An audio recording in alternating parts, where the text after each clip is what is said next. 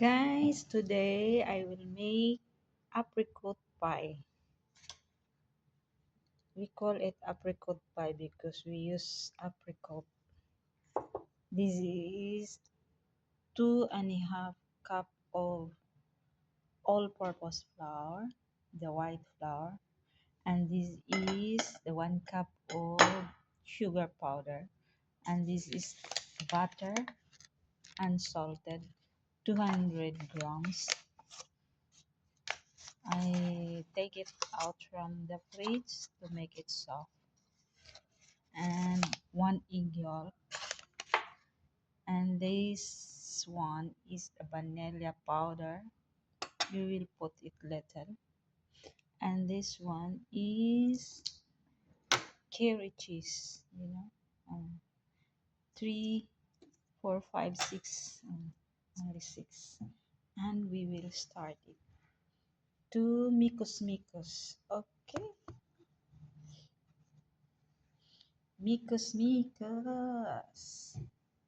First, we will put this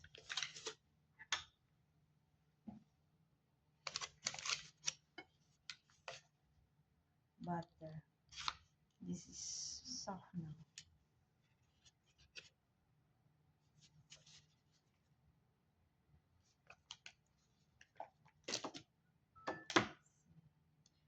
My hands is clean now. Okay.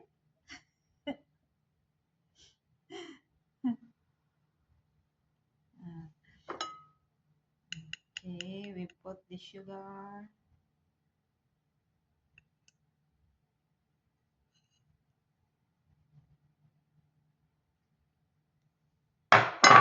Put the sugar powder.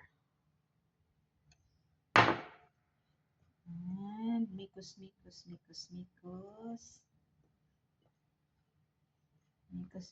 the sugar first with the flour.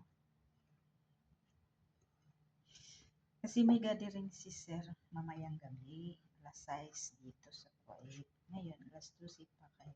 I-prepare ko na to. Prepare ko na.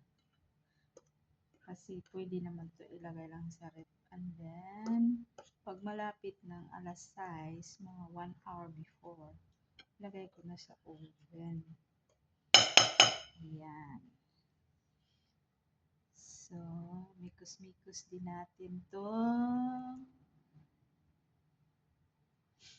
So, kailangan guys, soft ang butter, hindi siya melted, okay? Kailangan soft, oh. Iba talaga pag i-melted nyo. Iwan ko kasi ang kasanayan ko soft. Pag i-melted, para siyang parang cake na. Diba? Ang kalabasan parang cake. Ayan. Mikos.